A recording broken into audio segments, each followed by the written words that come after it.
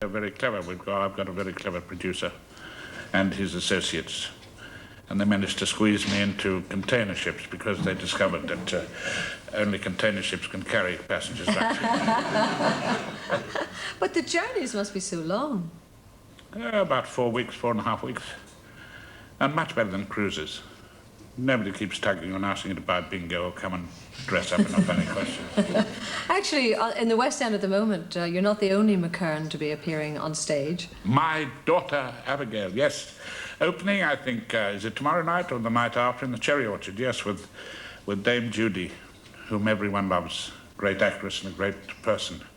And yes, Abigail's fortunate enough to be in that with her. She's just finished with Dustin.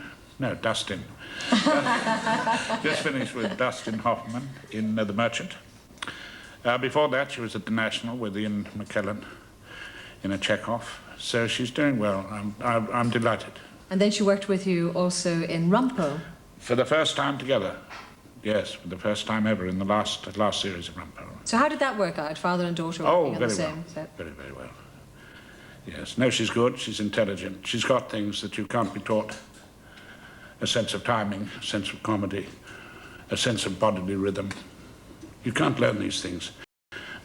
If you've got no sense of rhythm, you can never be taught to fence or to dance. So will there be any more Rumpoles?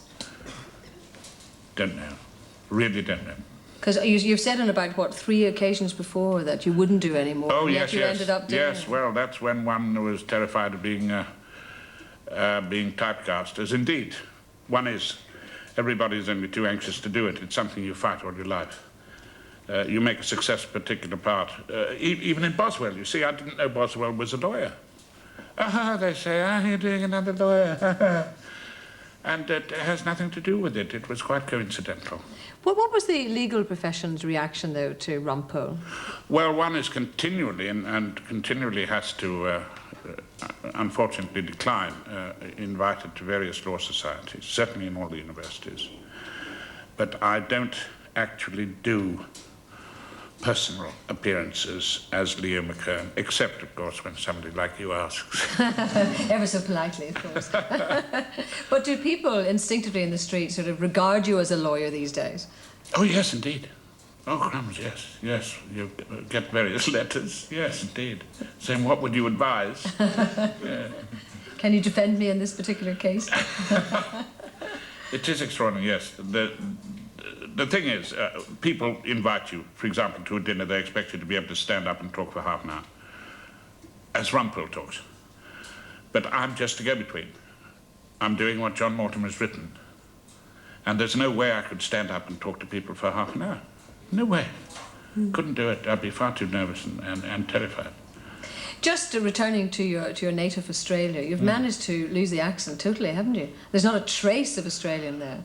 Well, I hope so, yes. It seems so. So how did you work on losing that accent originally? I just spoke very slowly and tried to think about how I was sounding.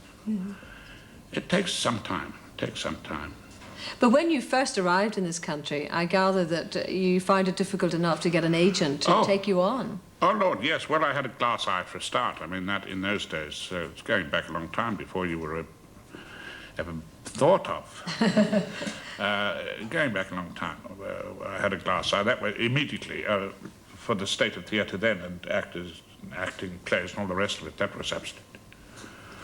No way there was any employment.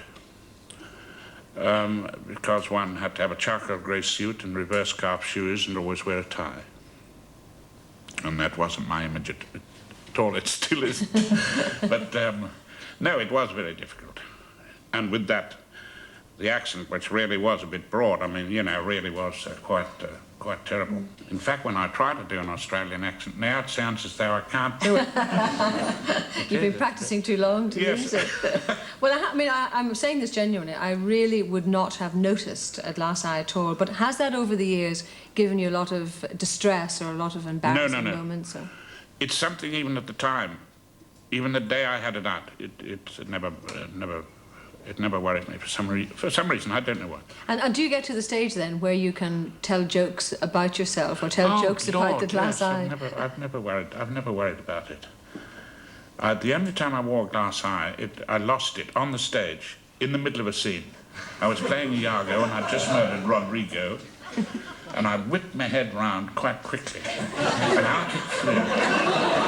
And in those days we had footlights, you know, those metal. And it went tinkle, tinkle, tinkle, tinkle. And the stage was black. There was only one small light on poor old Rodrigo dying in the gutter. And I was shouting, "Murder, murder," and crawling and feeling loose.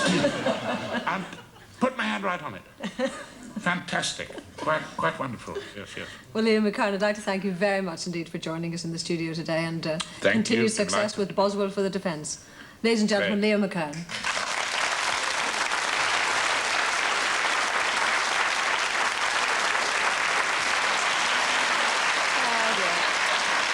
See Boswell for the Defence at the Playhouse Theatre. Well, now music coming up on Sunday Sunday.